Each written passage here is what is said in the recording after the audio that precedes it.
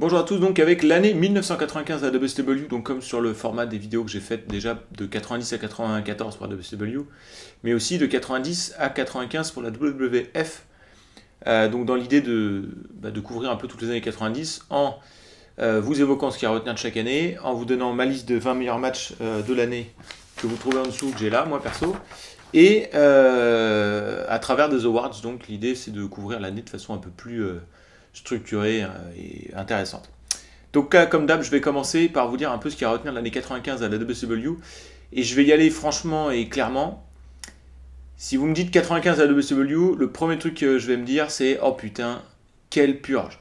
C'est de la merde. Enfin, c'est vraiment, je pense que c'est la pire saison que j'ai vue avec 99 à la WCW qui est bien naze aussi, mais avec d'autres ingrédients. C'est un peu, et je crois d'ailleurs que je préfère quelque part la merde de 99 que la merde de 95. Donc voilà, bon, ça donne pas super envie de regarder la vidéo, vous allez me dire. Mais ce qui est intéressant, c'est de voir aussi qui a réussi à s'en sortir dans ce contexte un peu pourri, quelles sont les petites pépites quand même. Voilà, et puis vous verrez que des fois même la merde est tellement nulle que c'est intéressant de la connaître. Donc voilà, je pense que ça reste plutôt intéressant, même si à la limite, si vous désertez la vidéo une fois que je vous ai dit ça, je pourrais comprendre. Voilà. Alors pourquoi c'est de la merde? En fait, c'est un peu dur à expliquer. Je me dis que je vais passer par un exemple, mais avant de vous donner cet exemple-là qui illustre assez bien la merde que c'était, euh, je dirais que si vous voulez, c'est un peu une année où l'action semble futile. C'est-à-dire les matchs où je sais pas ce qui se passe, on a l'impression qu'il n'y a plus rien, il n'y a plus de substance. C'est juste des mecs qui font des moves. Mais sauf que on a une époque où il n'y a pas non plus un work rate de fou. Parce qu'aujourd'hui, on a des matchs comme ça où il n'y a pas vraiment de substance. On appelle ça des spot fest en général, parfois de façon abusive. Il y a des matchs qui cherchent à avoir de la substance mais qui échouent un peu. Et pour autant, l'action est quand même relativement agréable à regarder. C'est assez esthétique, c'est fun, c'est voilà. À l'époque, même pas. Dire quand t'as Sting qui fait un match sans substance, bah, c'est chiant. Ou Hogan, ou Ric Flair. Voilà, il y a Ric Flair Macho Man. À un moment donné, ils ont une rivalité l'un contre l'autre. On a vu ce que ça donnait quand ça matchait entre les deux, quand le produit était bon autour en 92 à la WWF. Là, en 95, on voit ce que ça donne quand il n'y a rien. Voilà. Ric Flair Macho Man qui font un match. S'ils mettent pas de la psychologie, s'il n'y a pas vraiment de selling ou quoi, où ça développe rien, bah c'est nul quoi. Faut être clair. Ou c'est pas terrible en tout cas. Ils ont quand même du charisme, ils ont quand même de la personnalité, ce qui fait que ça donne un petit peu de substance malgré tout. Hein. J'exagère évidemment, je grossis le trait pour me faire comprendre, mais je sais, et c'est marrant, c'est que je sais pas pourquoi ça a été aussi net sur tout le roster, parce que c'est pas un mot des bookers ou de l'équipe créative qui dit les gars, faites des matchs chiants, hein, évidemment. Donc pourquoi des gars comme Ric Flair, Macho Man, des gars expérimentés, se mettent à ne plus alimenter ce côté-là du catch, j'en sais rien. J'ai l'impression qu'il y a une espèce de démotivation générale où peut-être qu'ils ont l'impression que le public n'y fait plus attention, donc ils se donnent plus la peine, je sais pas vraiment. Mais toujours est-il qu'il y a cette sensation-là que les matchs n'ont plus de substance. Ouais, je sais pas comment dire ça. Alors je vous donne un exemple très fort. Hein. Évidemment, c'est le truc le plus net que j'ai trouvé, mais qui illustre ça, qui est quand même un truc de fou. Mais la WCW, quand on regarde les trucs débiles, on n'en a jamais fini. C'est incroyable. Il y a un match à un moment donné. Alors j'ai pas vérifié qui était le quatrième membre du match, mais c'est un match par équipe dans un Clash of the Champions, si je me souviens bien. C'est Hulk Hogan et Macho Man en équipe contre The Booty Man. Alors, enfin, c'est British Beefcake, mais dans une de ses gimmicks, je sais plus quel nom il avait à ce moment-là. Ça doit pas être The Booty Man du coup. Bref, il a changé de gimmick 15 fois à la WCW, j'ai oublié le nom qu'il avait à ce moment-là. Et je sais plus, c'est peut-être bien Kevin Sullivan le quatrième. En tout cas, c'est un membre des Dungeon of Doom. Et donc, à un moment donné dans le match, c'est ça dont je veux parler, Beefcake fait le sleeper hold sur Hogan et réussit. Donc Hogan est endormi, si vous voulez, enfin évanoui au milieu du ring. Et donc les heels commencent à parader, machin. Et donc Macho Man au bord du ring, bah, il se préoccupe pour son partenaire. Et donc la question, que va faire Macho Man pour réveiller Hulk Hogan, hein, d'après vous? Donc essayez de trouver l'idée la plus pourrie, vous ne devriez pas tomber loin. Donc non, il ne va pas lui faire du bouche à bouche, hein, je vous rassure. Même si ça aurait été pourri, mais non, c'est pas ça. Macho Man, pour réveiller Hogan, qu'est-ce qu'il va faire? Il va faire son elbow drop, son finisher, hein, son elbow drop de la troisième corde. Donc il monte, il fait ça et tout, bam, super elbow drop, hein, pas de problème. Mais il fait son finisher sur Hogan. Pourquoi? Parce que quand tu fais ton finisher sur Hogan, qu'est-ce qui se passe? Hogan se réveille. Il a un regain d'énergie, etc. Donc déjà, l'idée que le mec se réveille quand on lui fait son finisher, c'était complètement con dans les matchs normaux. Mais que ça soit utilisé pour le réveiller d'un sleeper hold, vous voyez le genre de truc où ça enlève complètement la substance de ce que c'est qu'un finisher, d'un elbow drop, d'un cord. En plus, c'est quand même un gros move, hein, à l'époque en tout cas. Voilà, c'est pas rien. Et surtout de Macho Man. Ça aurait été un pauvre type qui aurait fait son finisher pour réveiller Hogan, on aurait dit bon, c'est anecdotique, mais là c'est quand même Macho Man qui est dans la fédération depuis 2 mois en plus, donc il vient d'arriver, on lui pète son truc direct. Et c'est peut-être pour ça aussi qu'après ils font pas des efforts dans les matchs. Ils disent de toute façon, regarde le booking, on me fait faire mon finisher pour réveiller un type, enfin Hogan en l'occurrence. Donc voilà, donc c'est invraisemblable. C'est ça la WCW de l'époque, en fait, pour une bonne partie de l'année. Alors maintenant, je vais quand même nuancer un petit peu ce que je dis quand je dis que c'est de la merde. Les derniers 3-4 mois de l'année sont pas mal. Puisqu'il se passe un truc quand même majeur en 95 à WCW, c'est que ils vont lancer leur émission Monday Nitro. Ça c'est juste énormissime. Dans l'histoire du catch, si on devait faire les 10 moments les plus importants de l'histoire du catch, je pense qu'on pourrait dire le lancement de Nitro fait partie des moments les plus importants de l'histoire du catch. Donc il y a quand même des trucs à raconter. Donc je passe sur cette histoire que c'était de la merde. J'y reviendrai de toute façon à travers mes awards. Voilà, je vais détailler un peu. Bon, il y a d'autres trucs qui font que c'est la merde. Ah oui, si, quand même, je voulais dire un truc.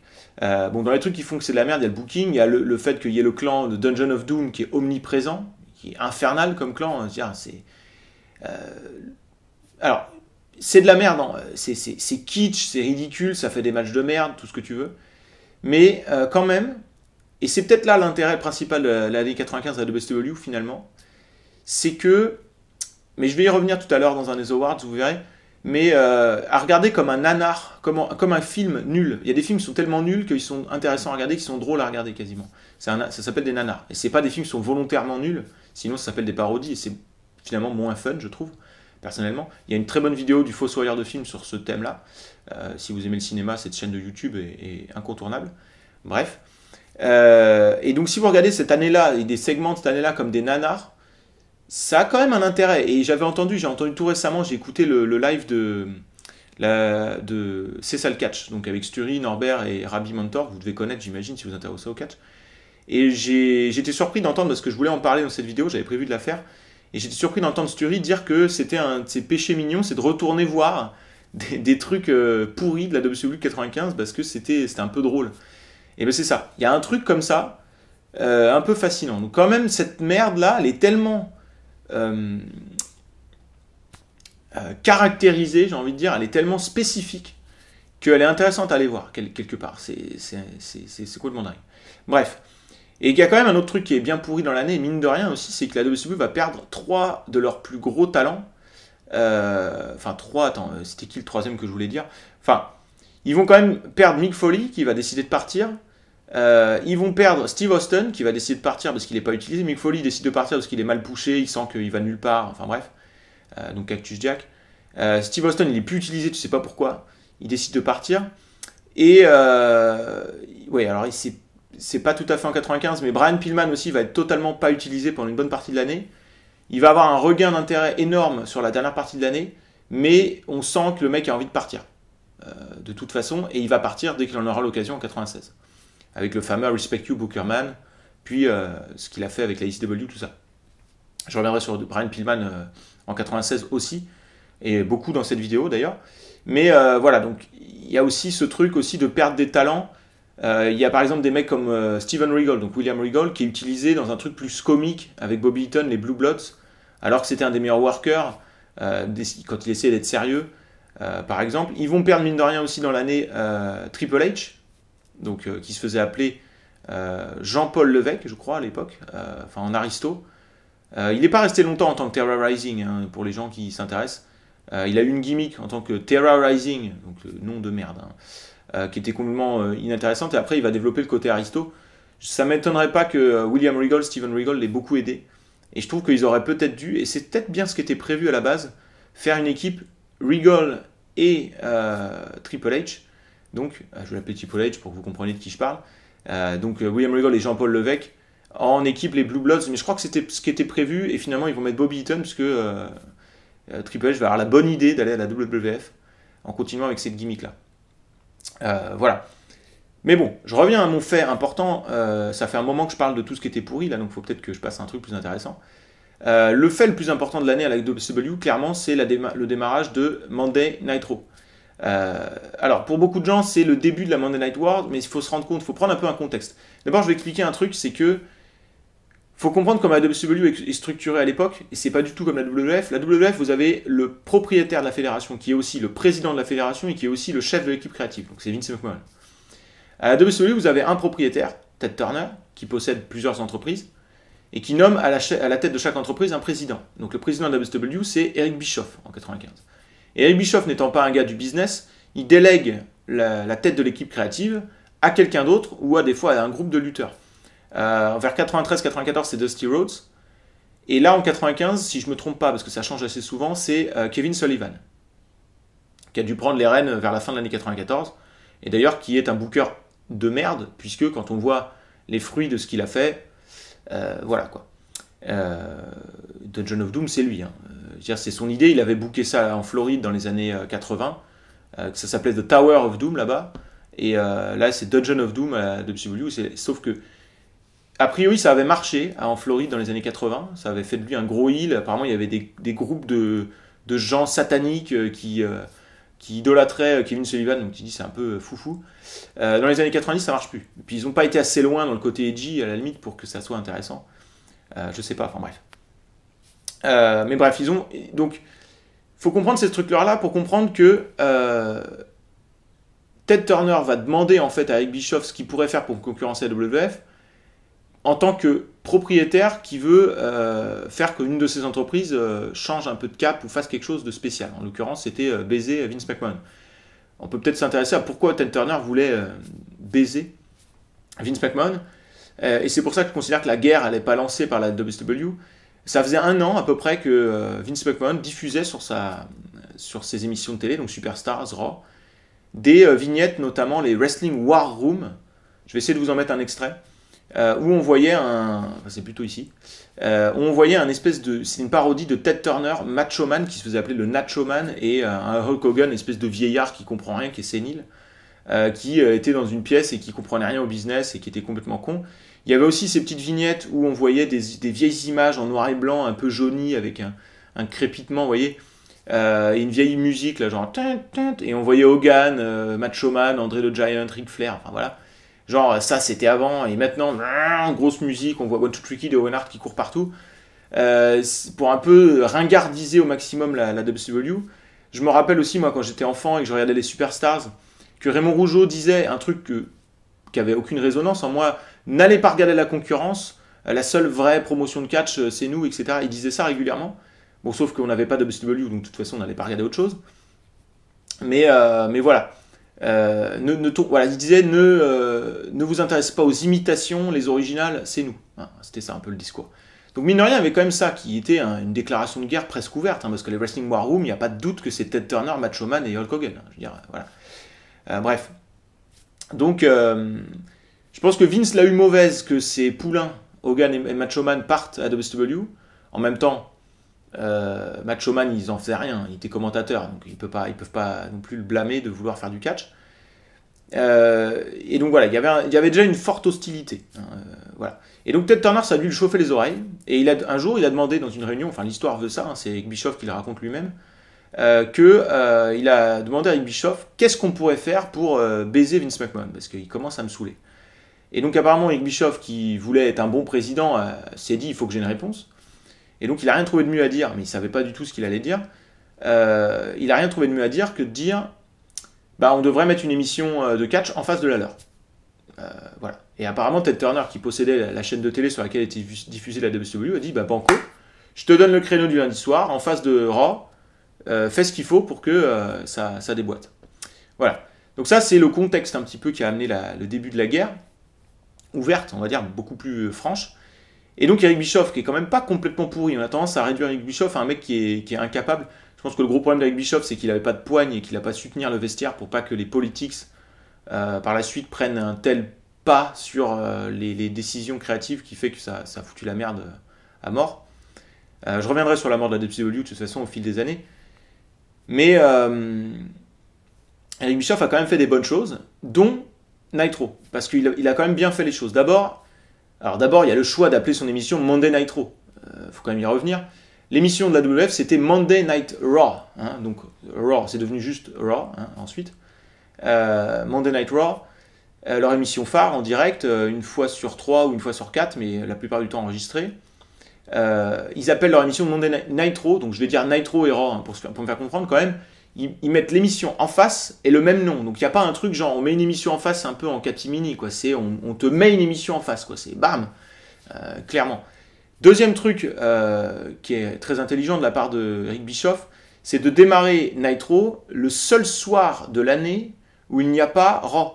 Raw, ils ont été diffusés quasiment non-stop tout le temps, depuis 93, janvier 93 je crois, jusqu'à aujourd'hui. Et même d'ailleurs, même avec le virus aujourd'hui et le fait de ne pas voir le public, ils continuent. C'est pour dire s'ils sont...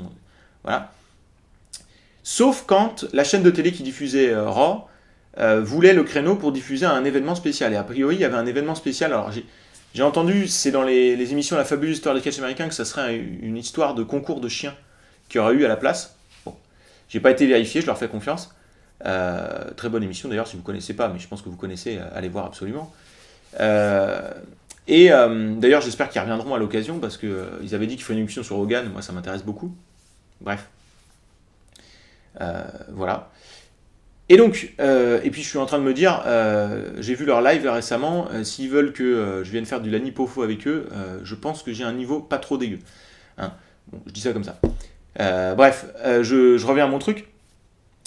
Qu'est-ce que je disais, moi? Oui, donc ils vont avoir deuxième grosse idée de lancer Nitro le soir où il n'y a pas Raw. Et ça, c'est une bonne idée parce que tous les gens qui avaient l'habitude de regarder du catch le lundi soir, voyant qu'il n'y a pas Monday Night Raw, et ils peuvent se rendre compte, mais il y a Monday Night Raw, qu'est-ce que c'est que ce délire? Ils font quoi? Je me dis que ça pique la curiosité d'aller voir, en l'absence de Raw, d'aller voir. Et ils vont faire un très bon show. Et ils vont faire dans le show en plus un truc, encore une fois, troisième gros coup de génie, j'ai envie de dire, un truc frappant qui déclenche encore plus, encore plus une déclaration de guerre à la WWF, c'est que Lex Luger, lutteur de la WWF, va venir faire une apparition surprise à la WCW, alors qu'il était la veille au SummerSlam, la veille du début de Nitro, il y avait SummerSlam. Il fait une apparition surprise. Donc voilà, donc ça, tout ça cumulé fait que ça a fait du bruit et que je me dis que s'ils n'avaient pas démarré Nitro de cette façon-là, un peu comme ça, comme des gros bourrins, un peu, on vous déclare la guerre parce qu'on est sûr de nous, mais qu'ils y avaient été un petit peu demi-molle, un peu là, je pense pas que ça aurait marché. Voilà. Excusez-moi de l'expression demi-molle, mais oui, vous comprenez ce que je veux dire. Voilà, là ils y sont allés comme des bourrins et j'ai l'impression que ça leur a été très profitable puisque assez rapidement, au bout de 3-4 semaines, ils prennent l'avantage au niveau des ratings, puisqu'ensuite il y a Raw et Nitro en même temps, et on peut voir les audiences des deux shows, et on voit que Nitro fait de meilleures audiences au bout de 3-4 semaines. Et ils vont rester supérieurs pendant très longtemps. Donc ça c'est quand même intéressant. Autre truc hyper intelligent, et c'est le dernier truc, à Nitro, ils vont ramener pour l'occasion beaucoup de catcheurs qui étaient à la ECW, notamment le clan Benoît, Malenko, Guerrero, quelques luchadors, voilà, quelques catcheurs japonais, pour augmenter le work rate de leur show et quelque part tout de suite casser l'argument que la nouvelle génération, le catch un peu plus dynamique, etc., c'est la WWF et eux c'est que des vieillards. On peut plus dire ça à partir du moment où tu as du Dean Malenko, Eddie Guerrero, Chris Benoit, etc., Otani, tu peux plus dire ça. Hein, c'est fini, Rey Mysterio. Clairement, le catch moderne, le catch qui vole de partout, qui court partout, qui est technique, et voilà, c'est aussi, et peut-être même plus à ce moment-là, la WCW grâce à ces lutteurs-là. Donc, tout ça là, plus voilà, Lundra Blaze qui vient en tant que Madusa, qui jette la ceinture dans la poubelle, je vais en reparler. Tous ces trucs-là font que Nitro a démarré comme il fallait pour que ça marche, et ça va marcher. Voilà. Donc, le fait marquant de l'année 95, clairement, c'est ça. Voilà, donc j'ai un peu fini pour faire mon topo général, c'était un peu long. Je vais rentrer dans mes awards, de toute façon je ne vais pas détailler de trop les awards, et on y va tout de suite avec le premier award, le lutteur le plus surutilisé, surpushé de l'année. Donc, boum, ça apparaît ici, et donc je vais les détailler rapidement. Mon numéro 3, c'est The Renegade. Donc, The Renegade, c'est une espèce de tentative ratée de recréer un Ultimate Warrior à la WCW. Et ce qui est fou, c'est que avant de voir The Renegade, je me disais l'Ultimate Warrior, il est vraiment nul. Mais en fait, en regardant The Renegade, on voit qu'il y a pire. Parce qu'on peut rater un Ultimate Warrior. En fait, l'Ultimate Warrior, ce qu'il avait pour lui, c'est que déjà, il était dans l'air du temps, qu'il avait quand même un super physique pour faire ça, et il avait un certain charisme un peu bestial, comme ça. Renegade, il a rien. Il est plus petit, il est pas physiquement extraordinaire, il a pas vraiment de charisme, et surtout, faire ça en 95, c'était raté. Et d'ailleurs, quand la WWE va ramener l'Ultimate Warrior en 96, ça va pas marcher non plus. On voit bien que c'est plus dans le coup. Voilà, donc ça, je dirais que c'est quand même particulièrement pourri, mais il y a pire. Donc en numéro 2, j'ai mis Hulk Hogan. Alors ça peut paraître bizarre parce qu'on se dit, bon attends, Hogan, de toute façon, il n'est pas surpushé, tu es obligé d'utiliser Hogan comme un main eventer. Certes, mais il est omniprésent dans tout ce qu'il y a de plus pourri. En fait, tout ce qui est nul dans l'année, il y a toujours Hogan qui est par là. Hein, il fait un Monster Truck match à Halloween Havoc, c'est infernal. Tous les segments avec The Dungeon of Doom. Je crois que c'est lui qui affronte The Yeti là. Enfin, voilà. Alors je parle tout de suite du numéro 1, je passe, mais en fait c'est Hogan et le Dungeon of Doom ce qui est infernal dans l'année. Donc surtout le Dungeon of Doom, mais Hogan quand même. Alors Dungeon of Doom, c'est un autre groupe. C'est un groupe de... Comment décrire le Dungeon of Doom, sérieux? C'est un clan de freaks. Voilà, de lutteurs avec des gimmicks invraisemblables qui font les... Alors t'as quand même un lutteur qui c'est une momie.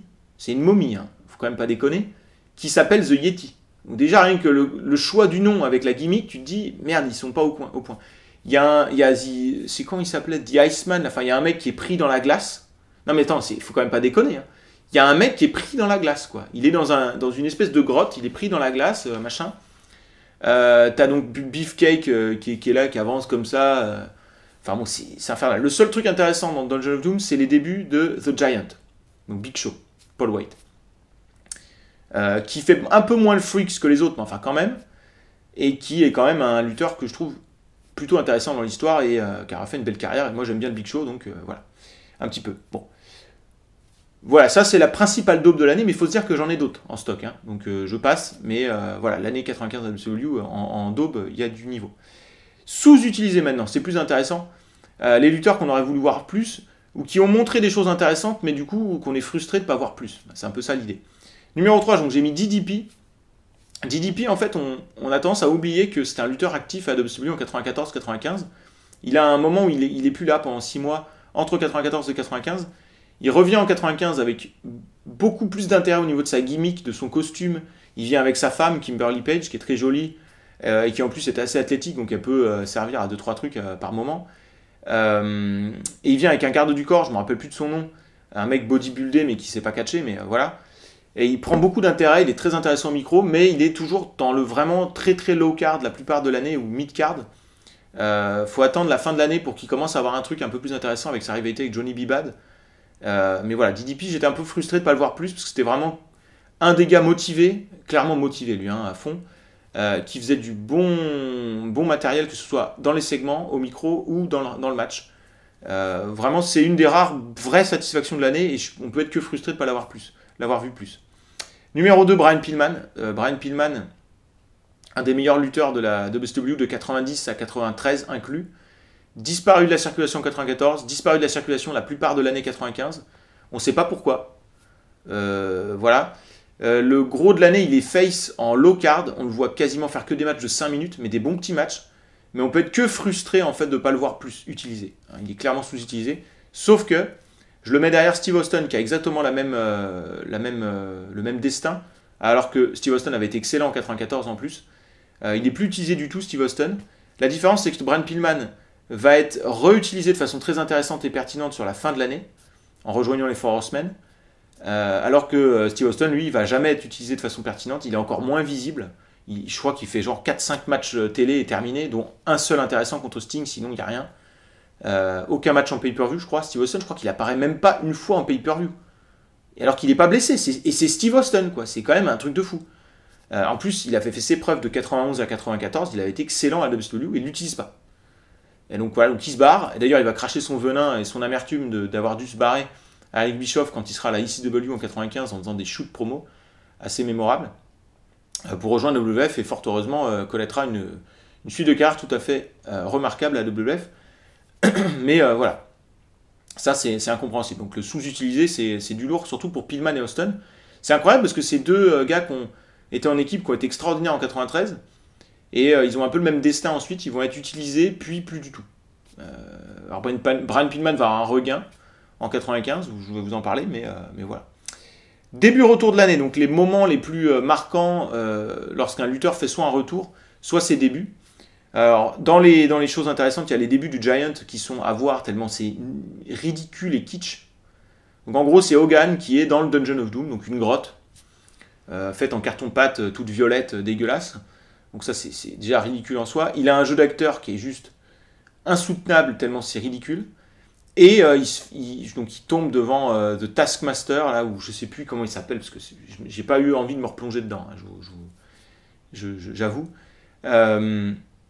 Mais donc cette espèce de mec qui est pris dans la glace là, et il y a The Giant qui sort de je sais pas où et qui attaque Hogan. Enfin bon, tu as l'impression d'être dans un monde parallèle. Enfin moi ça me fait penser, pour ceux qui n'ont pas vu, je pense que vous avez vu Star Wars. C'est un peu comme quand Luke Skywalker va dans la grotte quand il s'entraîne avec Yoda là, et qui tombe sur Dark Vador ou je sais plus quoi.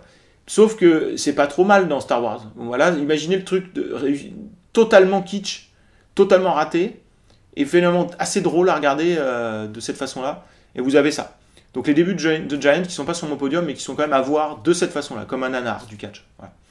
Alors numéro 3, j'ai mis DDP, à nouveau, qui fait son retour donc via un segment, une espèce de vignette où il est au resto.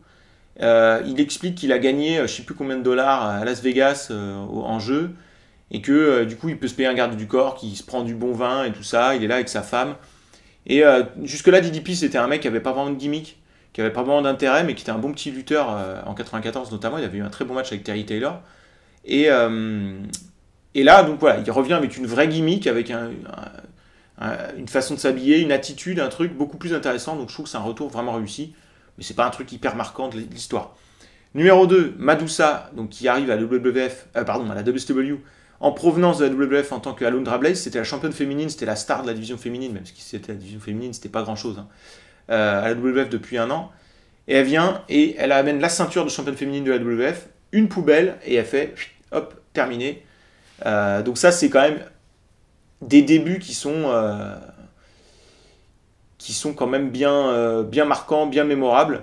Maintenant, ça ne va pas lui amener quoi que ce soit à Madusa, qui va servir à rien. Il n'y aura pas de division féminine à la WCW. Je pense que ça fait partie de ces personnes qui vont gagner un contrat mirobolant pour rester chez eux ou pas faire grand-chose à la télé. Donc voilà. Et le numéro 1, même délire, mais beaucoup plus intéressant, Lex Luger, qui arrive de façon surprise à Nitro, je vous en ai parlé, et qui va redonner un regain d'intérêt à sa carrière quand même grâce à ça. Parce qu'il vivotait clairement, il était en perdition à la WWF depuis un an facile. Le dernier truc intéressant que Luger avait fait, c'était se mettre en équipe avec le Bulldog, mais ça n'a pas donné grand chose, ils n'ont jamais été champions par équipe. 95 pour Luger, voilà, il se passe rien, quoi. C'est vraiment pas intéressant. Ceci dit, peut-être qu'il allait se passer quelque chose à la WWF, on peut se poser la question, parce que le Bulldog faisait un heel turn, et Luger, lui, on croyait qu'il allait faire un heel turn, et en fait non. Donc il y avait une espèce de split de leur équipe, et peut-être qu'ils auraient fait un Bulldog Luger. Bon, ça aurait probablement pas donné des matchs terribles, mais il y avait peut-être un truc qui allait se passer avec Luger, ceci dit. Enfin bon, je pense que c'était pas un choix honteux de la part de Luger totalement, peut-être dans la façon de le faire, mais enfin bon, c'est de bonne guerre, j'ai envie de dire. Je continue avec mon award suivant, les nouveaux venus de l'année, donc newcomer. Alors il y en a plein en 95, parce qu'à la fin de l'année, ils vont recruter à gogo, hein, ils vont recruter plein de monde. Donc à la fin de l'année, il y a plein de monde qui arrive. Je vous fais un peu une liste. Alors c'est sur toute l'année, mais la plupart arrivent sur les derniers 3-4 mois. Donc on a Pitman, bon, on s'en fout. Cobra, on s'en fout. Hugh Morris, donc, qui arrive à la fin de l'année, qui va être un worker pas trop dégueu, même si rien de très intéressant avec lui. Mr. GL, donc c'est Jerry Lynn masqué. Je vais poser ça parce que ça fait du bruit, je pense. Donc ça, c'est quand même un lutteur intéressant qui va faire des bonnes choses à la ECW. Donc dans le cadre des poids légers flamboyants qui prend des bumps et tout ça. Il y a Disco Inferno aussi, donc un lutteur assez capable avec une gimmick de fanatique du disco. Je trouve que ça marchait super bien. Pour le coup, j'aime pas forcément les gimmicks trop marqués comme ça d'habitude, mais alors lui, je trouve que c'était vraiment fun. J'aime beaucoup Disco Inferno, et je sais que beaucoup de gens qui ont connu la WCW de cette époque-là, de 96, là, aiment bien quand même Disco Inferno, alors que sur le papier, c'est quand même compliqué. Voilà. Il y a Scotty Riggs aussi, qui va former une équipe avec Marcus Bagwell qui va être pas trop mal.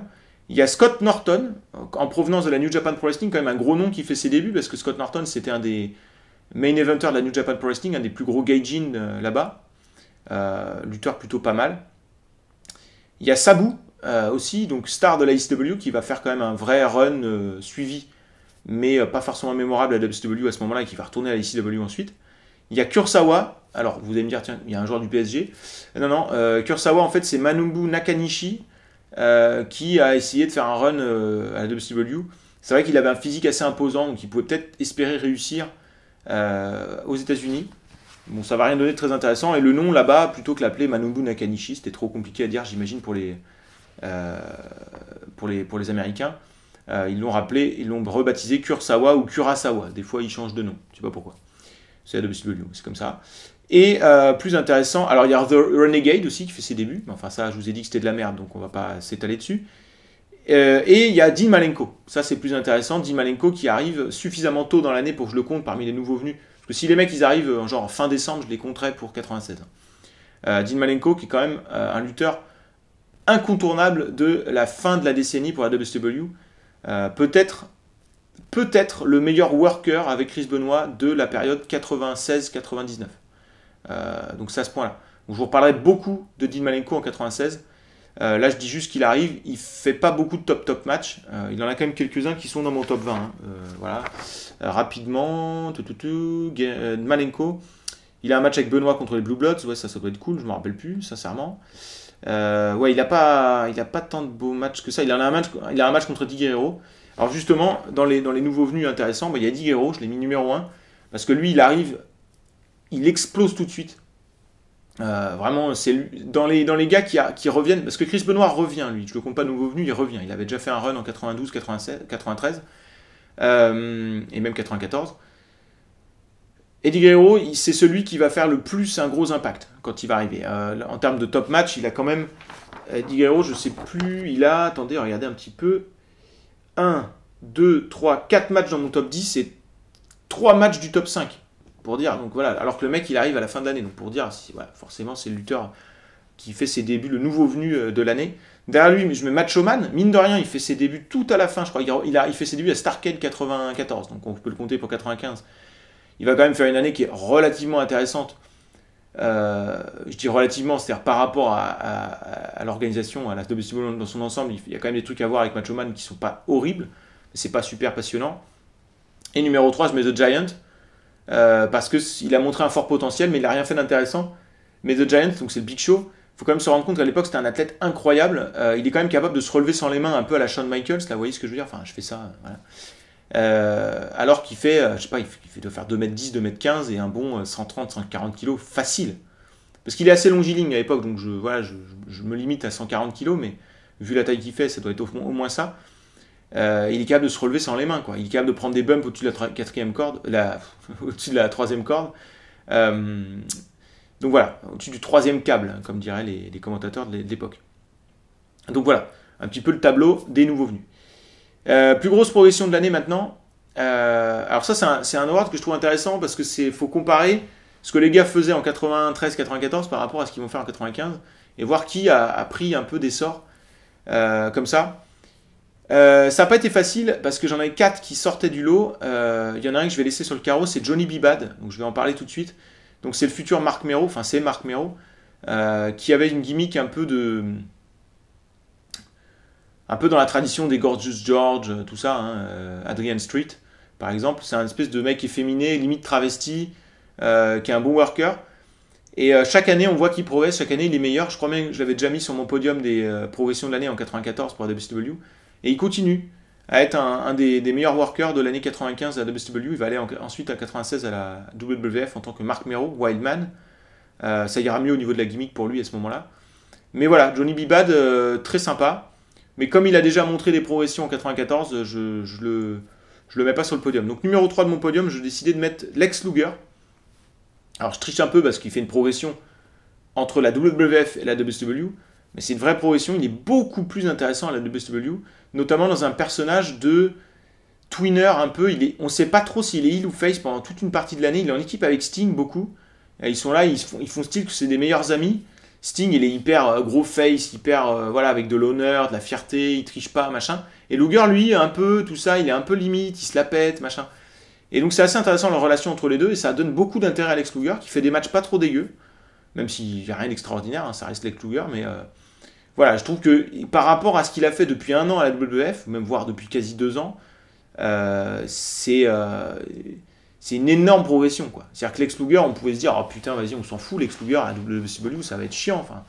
Ah bah non, en fait, c'est pas si mal. Donc voilà, grosse progression pour lui. Et puis la plus grosse progression de l'année, assez nettement, c'est DDP. Je l'ai déjà évoqué, il revient avec beaucoup plus d'intérêt au niveau de son personnage et de sa personnalité, de son aura et tout ça.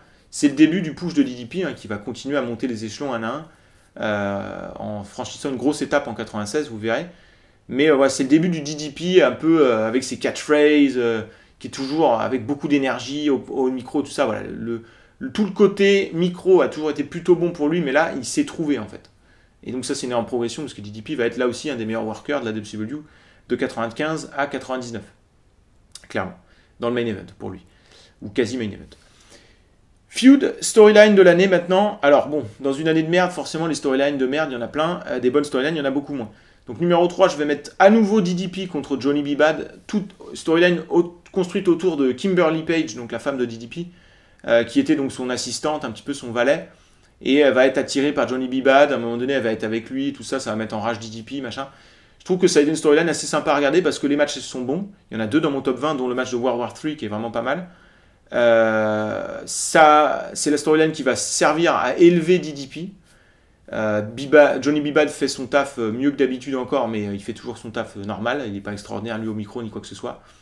Voilà, donc c'est très plaisant, très sympa. Il y a eu des tag matchs aussi là-dedans, des trucs sympas. Donc voilà, storyline plaisante, mais voilà, c'est une storyline de mid-card, rien d'extraordinaire que je mets sur le podium, c'est pour dire un petit peu la gueule.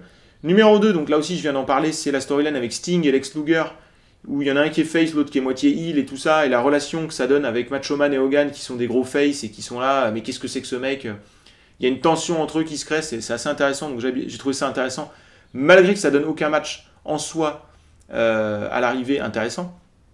C'est ça qui est assez particulier, mais moi je trouve que c'est pas désagréable des storylines aussi où le but ultime c'est pas de faire des putains de matchs. Voilà. Le but c'est juste d'alimenter le contenu de ton produit, de créer des relations entre les personnages, d'alimenter les personnalités des gars. Je trouve que des fois ça suffit. Et juste de voir Sting et Luger en équipe après, même si ça donne pas une rivalité à proprement parler, c'était intéressant. Donc voilà, moi je trouve que ça a été réussi. Donc je voulais le mettre en avant. Et puis numéro 1, haut la main, la storyline avec les Four Horsemen et Brian Pillman. Alors, ça compte la réunion des Four Horsemen. Alors, je vous explique un peu comment ça se déroule. En fait, les Four Horsemen n'existaient plus à ce moment-là. Arn Anderson va prendre sous son aile Brian Pillman, occasionnant un heel turn de Brian Pillman, qui va être très salutaire, parce que Brian Pillman, quand il est heel, il a un niveau de personnalité, de charisme, il est beaucoup plus intéressant au niveau de la personnalité heel. Malheureusement, souvent, il perd par contre d'intérêt in-ring, parce que son style in-ring, quand il est face, c'est le mec qui serre les poings, qui est là, qui est valeureux, qui est tough et tout ça, qui court partout, qui saute. Quand il est heel, il joue sur son personnage et il est obligé d'enlever ce côté excitant pour le public à son égard. Et du coup, il n'a jamais vraiment réussi à trouver un bon compromis entre les deux. Mais l'Attitude Era aurait pu lui permettre, parce que vous pouvez être un heel infernal, mais être babyface aux yeux du public, et combattre comme un face par ailleurs, et là il aurait été sûrement extraordinaire. Et c'est vraiment dommage qu'il ait eu son accident, parce que je pense que ça aurait été une star majeure des années 97, 98, 99 s'il n'avait pas été blessé. Surtout qu'il est le meilleur ami de Steve Austin, donc il aurait certainement bénéficié d'une certaine exposition. C'est vraiment malheureux ça, hein. Ça reste un de mes plus grands regrets, et je crois que c'est partagé. Là encore, la Fabulous du catch américain a fait une émission sur lui, sur la chaîne C'est ça le catch, qui est très bonne, et qui témoigne beaucoup à travers Norbert Feuillant, qui a l'air comme moi, gros fan de Brian Pillman, de tous les regrets qu'on peut avoir sur ce gars-là. Bref, je reviens à ce que je disais, donc Arn Anderson le prend sous son aile, et ils vont avoir un match en équipe contre Ric Flair et Sting, et Ric Flair va la faire à l'envers sur Sting, il va se retourner contre Sting, gros screwjob contre Sting, putain j'ai dit string, sérieux, putain. Et il va faire un screwjob sur Sting, et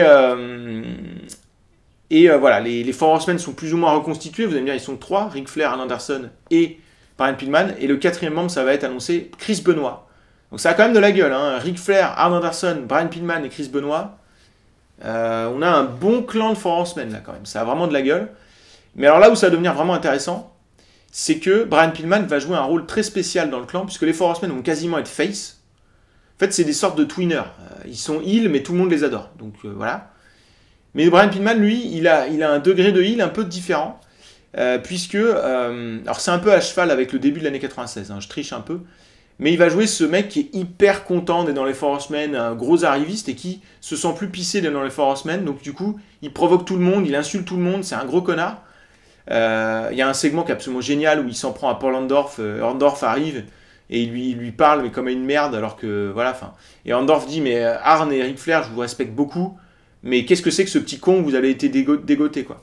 Et il y a aussi un segment où il provoque le Dungeon of Doom et Arn Anderson lui dit mais qu'est-ce que tu fais là, on n'a pas besoin de rentrer en guerre avec eux, on a quoi à gagner à rentrer en guerre avec le Dungeon of Doom, alors que parce que Arn Anderson c'est un peu l'âme du clan. Je crois que c'est en 96 aussi où il y a un Nitro où Chris Benoit et Arn Anderson perdent des matchs. Je crois que c'est le Nitro du 1er janvier 96. Donc ça va, vous me permettez que je déborde. Et donc ils perdent tous les deux leur match. Et Brian Pillman est dans le ring avec les deux.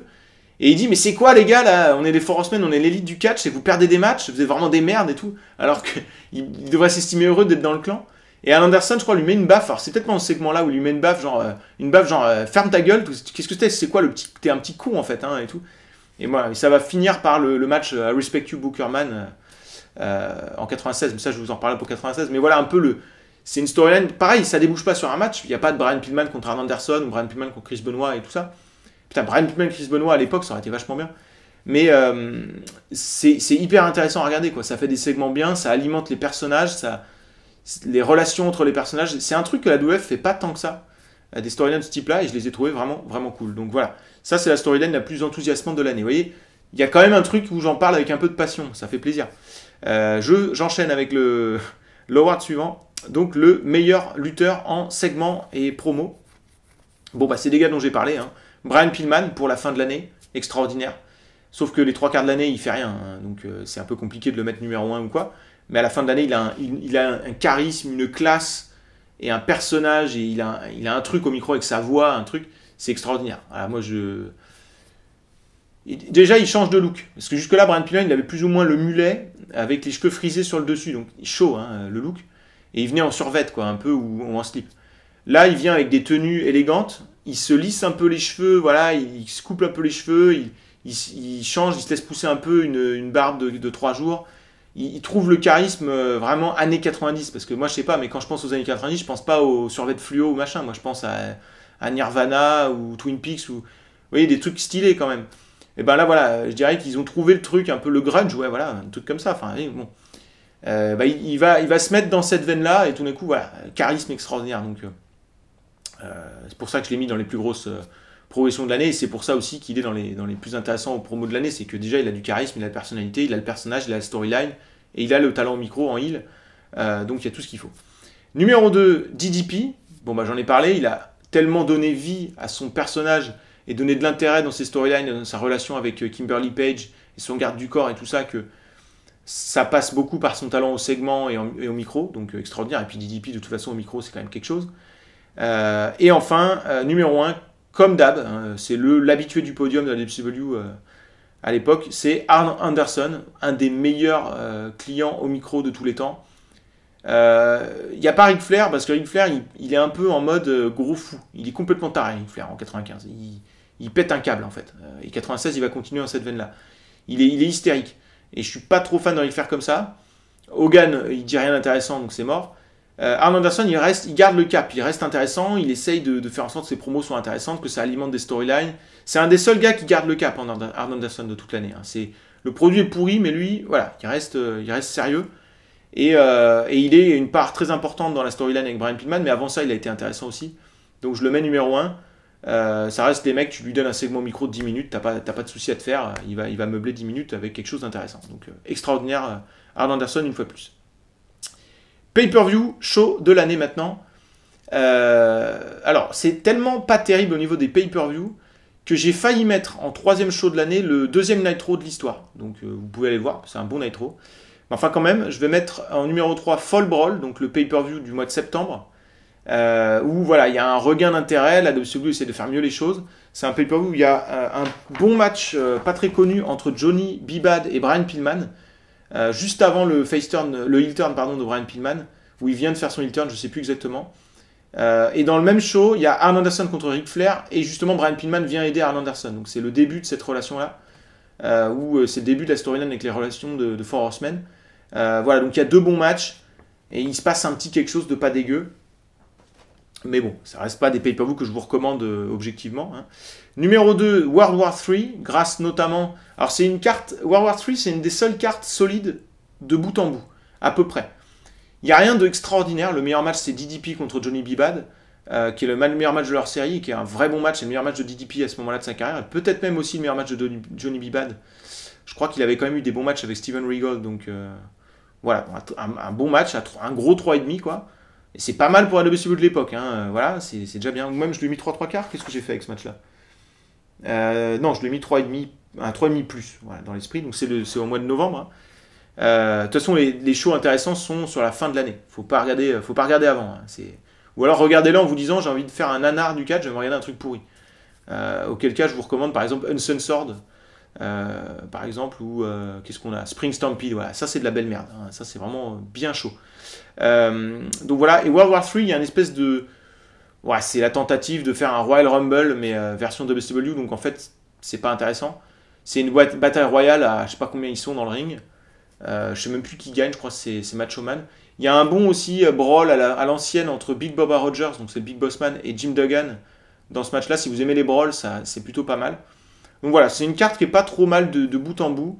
Il y a un pay-per-view qui se laisse regarder. Voilà, si vous voulez vous faire un pay-per-view de l'année, qui illustre quand même le côté nul, mais qui est pas non plus infernal à regarder, je pense que c'est lui. Parce que sinon Starrcade, qui est mon pay-per-view de l'année, je le mets parce que déjà il finit plutôt bien avec Ric Flair champion, il y a un truc un petit peu, et il y a un bon match. Le main event, c'est un triangle match Ric Flair, Sting et Lex Luger. Donc c'est une sorte de triple threat. Hein. Sauf qu'il y en a un qui est sur le bordering, je crois, normalement. Je sais plus très bien comment ça se passe, mais qui est plutôt bien réussi. Et il y a surtout le match de l'année, Eddie Guerrero, Shinjiro Otani, qui est le premier match, on va dire, de workhorse, mid-card, un peu high flyer, vraiment, vraiment fort.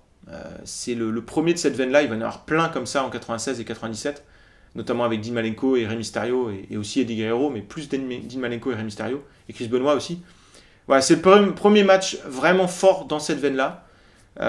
Et à lui seul, je trouve qu'il revêt un intérêt un petit peu supplémentaire. Donc j'ai mis Starrcade quand même, qui est plutôt réussi. Donc on voit les 2 meilleurs pay-per-views, c'est novembre et décembre. Donc ça illustre, et l'autre c'est septembre. Donc on voit que... Alors par contre, Halloween Havoc, c'est pas terrible. Hein. Putain, Halloween Havoc... Bref, mais voilà, la fin de l'année, c'est mieux. Voilà, donc c'est ce qu'il faut retenir. Match de l'année, donc j'étais en train d'en parler déjà un petit peu. Je ne vais pas développer trop. Ce que je peux vous dire, c'est qu'il y a un bon 2/3 des matchs de l'année qui sont sur la fin de l'année. Et il y a beaucoup de matchs de mon top 20 qui proviennent de shows hebdo. Donc si vous voulez vraiment avoir une vue honnête de la WCW de l'année, il ne faut pas regarder que les pay-per-view. Bon, déjà, vous allez vous faire chier le 3/4 du temps, il faut être clair. Mais il faut aller regarder des shows, donc des matchs de Saturday Night et Main Event, les 2 émissions phares. Il n'y a pas de top match provenant de Nitro. Je dirais que le meilleur match provenant d'un Nitro, c'est le match Macho Man Randy Savage contre Scott Norton. C'est au 2e Nitro, si je ne m'abuse. Donc le 11 septembre. Voilà. Brian Pillman, Jushin Liger aussi à Nitro, qui est pas mal. Même si c'est avant le heel turn de Brian Pillman, du coup, ça reste un petit peu sympatoche, mais sans plus. Mais c'est une curiosité, je pense que vous pouvez aller voir. Voilà, donc je développe pas trop les matchs, parce que de toute façon, en termes de matchs, c'est vraiment pas terrible, comme je vous l'ai expliqué. J'enchaîne avec mon Special Award. Alors voilà, alors là, on va pouvoir s'amuser un petit peu. Le Special Award, c'est un peu le truc où je veux mettre la lumière sur quelque chose que j'ai trouvé intéressant, mais qui ne rentre pas tout à fait dans le cadre d'un award. Et là, je vais vous parler du fait de l'intérêt de l'année 95 comme un nanar du catch. Alors, il y a déjà eu quelques trucs marrants à regarder de la WCW qui étaient ratés, comme par exemple les débuts du Shockmaster, qui sont quand même hilarants. Il y en a plein, des trucs comme ça en 95, et je vous invite à aller voir des segments de John of Doom, tout ça. Je vous invite à aller voir The Yeti, par exemple, des trucs comme ça, si vous voulez rigoler. Mais il y a un truc qui m'a fait particulièrement rire de 95. Ça se passe à Halloween Havoc. Il y a un match, alors déjà, le match infernal, c'est un Monster Truck match. Donc en fait, c'est le Big Show. donc The Giant, et Hulk Hogan qui s'affrontent dans un match où vous avez des monster trucks, donc vous savez, c'est des grosses voitures et des grosses roues. Peut-être vous mettre les images pour que vous compreniez. Et voilà, ils doivent se rouler dessus comme ça et se pousser en dehors d'une zone délimitée par des plots sur le toit de l'aréna. Donc déjà sur le papier, tu dis qui a eu cette idée-là. Bon. Pour rendre le truc un peu intéressant, ils ont invité, parce que ça occupe un sacré temps d'antenne cette merde-là, ils ont invité un spécialiste de ce genre de compétition, parce qu'aux États-Unis ils font ça déjà. Bon, voilà. Donc un commentateur spécial pour ça, un spécialiste des combats de Monster Truck, qui a priori ne connaît pas le business. Donc, et c'est ça qui est intéressant, c'est que voilà. Et donc à la fin du match, peu importe, c'est Hogan qui gagne, The Giant descend de la voiture et veut se battre avec Hogan sur le toit du truc. Et bon, je vous passe les détails, The Giant va tomber du toit. Bon, et ils font style que c'était pas prévu, parce que à peine il est tombé, Hogan il est pas en train de célébrer ni rien, genre je l'ai fait tomber du toit, on n'entendra plus parler de cette connasse, voilà. Non, il est là, putain merde, et tout, puis il demande des secours et tout. Et alors ça c'est juste génial, hein. Regardez-la si vous avez jamais vu, parce que c'est hyper drôle à regarder. Ça se passe. Et on revient sur les commentateurs, donc Tony Schiavone et Bobby Heenan. Et donc ce commentateur de Monster Truck qui n'a rien demandé, et qui clairement pense que le type est réellement tombé du toit par accident. Et c'est hyper drôle à regarder parce que Schiavone et Heenan, ils vendent la storyline, hein, ils sont in kayfabe, eux, donc ils sont là, ah putain et tout. Et l'autre, tu sens qu'il essaye d'avoir un regard, il est là, mais c'était prévu. Il dit, je crois, même oralement, mais c'était prévu ça. C'est complètement... what the fuck comme moment, donc voilà, je voulais juste mettre ça en lumière, mais d'une manière générale, la WCW 95, ça peut être intéressant pour ce genre de truc complètement what the fuck. Voilà, donc voilà un peu le Special Award de l'année, c'est un peu bizarre, mais c'est comme ça. J'enchaîne avec les équipes de l'année, donc la meilleure équipe de l'année. La division par équipe, c'est pas tip top à l'époque, que ce soit à WWF ou à la WCW. Donc ça va être un petit peu pourri. Numéro 3, je vais mettre à nouveau les Nasty Boys, donc quand même une des meilleures équipes de l'époque, même si en 95, ils n'ont rien fait de très intéressant. D'ailleurs, j'ai aucun match par équipe dans mon top 20, si ce n'est Arn Anderson et Vader contre Marcus Bagwell et The Patriot, qui était une équipe sympa, mais qui n'a pas duré assez longtemps pour que je puisse mettre vraiment dans mon classement. Numéro 2, j'ai mis les Blue Bloods, donc c'est Steven Regal et Bobby Eaton, qui va... Alors sur le papier, c'est une équipe de rêve, hein, parce que Bobby Eaton, c'est un des meilleurs workers des années 80 et début 90, c'était un super worker. Et Steven Regal avait été excellent en 93-94 à la WCW, il a eu un run extraordinaire. Ça aurait dû faire une super équipe, mais ça va plus virer dans le côté comique des choses, avec Bill Dundee en plus en manager. Mais ça va virer dans le côté comique des choses et pas dans le côté on fait des bons matchs, donc du coup ça plafonne un peu. Et enfin, numéro 1, Harlem Heat, clairement pour moi, donc Booker T et son frère Stevie Ray. Booker T qui fait tout le taf dans le ring, Stevie Ray qui se contente de venir faire 2-3 coups de poing et puis il se casse. C'était pas un bon lutteur du tout Stevie Ray, mais Booker T à lui tout seul fait le taf. Et ça donne plutôt des matchs sympas, même si, encore une fois, il n'y a pas de top match par équipe.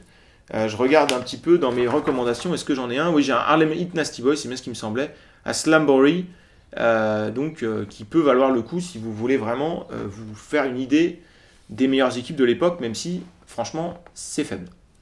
Mais j'ai l'impression que je dis ça à tous mes awards. Voilà, vous pouvez aller voir ça, mais bon, ouais, bref. Lutteur de l'année maintenant, donc l'award un petit peu qui est le plus intéressant, parce que mine de rien, voilà, c'est qui a réussi à tirer son épingle du jeu dans ce contexte particulièrement pénible. Numéro 3, j'ai mis DDP, je vous en ai parlé plusieurs fois dans cette vidéo, il a fait vraiment une bonne saison grâce à son talent micro, grâce à sa storyline contre Johnny B. Bad, il a fait des bons matchs, il est régulier, il est intéressant, il est motivé. Voilà, première fois que DDP arrive sur le podium, ce sera pas la dernière fois, ça va vraiment être un lutteur intéressant sur la deuxième partie de la décennie. Et un lutteur un petit peu oublié ou sous-estimé parce qu'il n'a pas tant de top matchs que ça. Mais il faut plus voir DDP comme un mec qui est toujours bon. Voilà. C'est jamais chiant DDP. Voilà. Ça restera toujours bien jusqu'en 99, même avec Vince Russo qui book. Quand il y a DDP, c'est toujours intéressant. Et c'est déjà le cas en 95. Donc voilà. Numéro 2, Brian Pillman. Puisque même en low card, il a quelques matchs pas trop dégueux. Je vous en cite quelques-uns parce que j'aime beaucoup Brian Pillman et que je veux lui rendre hommage. Il a un match contre Marcus Bagwell le 3 septembre, un main event qui est bien. Le match contre Jesse Niger, il a un match contre Ming à Saturday Night, c'était en extérieur en plus, donc c'est très bizarre comme show, le 21 mai. Donc voilà, il a quelques bons matchs comme ça qui traînent, Brian Pillman, dans la première partie de l'année.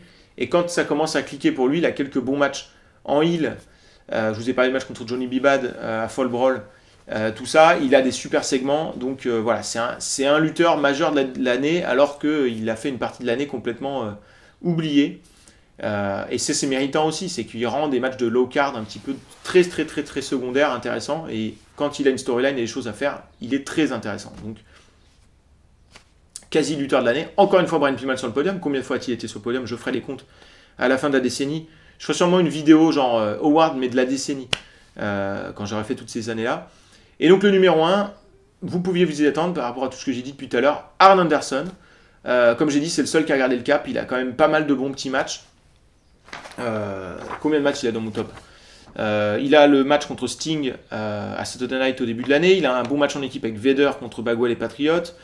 Il a un bon match contre Ric Flair. Il a tous ses segments avec Brian Pillman et tous ses segments de manière générale. Il est toujours bon en fait, Arn Anderson. C'est ça qui est impressionnant. C'est un gars qui a du mal. C'est le contraire d'un showstopper. C'est le mec qui a du mal à faire une perf de fou furieux, qui va faire un match où tu dis waouh. Mais par contre, c'est toujours solide. Et au micro et in-ring. Et donc voilà. Et donc sur une année faible, ça lui permet d'être lutteur de l'année pour moi. Et je finis avec les moments de l'année. Donc je vous en ai quand même décrit déjà quelques-uns. Le retour de Luger qui est numéro 2. Le segment avec Brian Pillman qui trash talk Paul Orndorff. Ça c'est à voir. Hein. Ça se passe à Charlotte. Ric Flair commence une. Alors en fait, il y a Pillman qui fait sa promo où il balance sur tout le monde, il insulte tout le monde, il dit c'est quoi le lutteur qu'on vient de voir, la Paul Orndorff, mais quelle merde, lui il aurait jamais pu être dans les Four Horsemen, pas comme moi, machin. Et Paul Orndorff n'aime pas être insulté, ça fait un segment, ça finit en beatdown, j'ai trouvé ça très cool. Donc je l'ai mis numéro 3. Les débuts de Luger pour le côté historique et le côté frappant, il faut se remettre en contexte, numéro 2. Et numéro 1, parce que j'en ai parlé, mais je ne l'ai peut-être pas assez mis en avant, le moment où Ric Flair trahit Sting et rejoint les Four Horsemen, parce que c'est juste kiffant de voir Ric Flair se faire un screw job comme ça sur Sting, qui était un gros face, et que tu as presque l'impression que le public kiffe. C'est ça qui est rigolo en ce moment, c'est que tu as l'impression que... et puis Pillman est trop fun là-dedans aussi, enfin bref... Arn Anderson, il est all business, il nique Sting, Ric Flair, il est trop content de son coup, il est là, wouh, et tout, il parade, et puis Pillman, il est content, il saute, là, il en peut plus, quoi. Ça y est, les Four Horsemen, machin. Enfin, bon, c'est vraiment cool à regarder. Donc c'est hyper limité, hein, c'est très faible comme moment de l'année. Mais voilà, je voulais les mettre en avant. Puis il y a ce moment, donc Halloween Havoc, avec le commentateur de Monster Truck qui hallucine, qui est quand même à voir à mon avis aussi. Et je voulais juste finir aussi, il y a un ou deux Nitro où Hogan arrive en noir et beaucoup moins festif, on va dire. Vous voyez, c'est les débuts du Hogan Heel, je pense qu'ils ont testé. Hogan a dû trouver ça intéressant et ça va amener son heel turn en 96. C'est pas un moment seul, isolé en soi, mais les moments où Hogan est en noir, habillé en noir et plus sérieux, je les ai trouvés intéressants. Donc voilà, je voulais quand même en parler. On peut aussi citer dans les moments de l'année la fin de Starrcade avec Ric Flair champion. Ça a une petite émotion quand même, il y a un petit truc. Voilà, bon, c'est tout pour moi pour une année, comme vous l'avez compris, particulièrement faible et assez peu intéressante finalement. Ou alors de façon un peu bizarre, de regarder les débuts de Nitro, de regarder le Dungeon of Doom comme un nanar, tout ça. Mais voilà, une année peu intéressante, ça valait beaucoup mieux en 96, que ce soit à la WWF ou à la WCW. Surtout à la WCW, le contraste est assez saisissant. Donc si même là ça vous a paru assez inintéressant, ne loupez pas mes prochaines vidéos sur ces années-là. Et puis en attendant, bien, j'écoute vos réactions, vos questions aussi. Et puis portez-vous bien. Bye.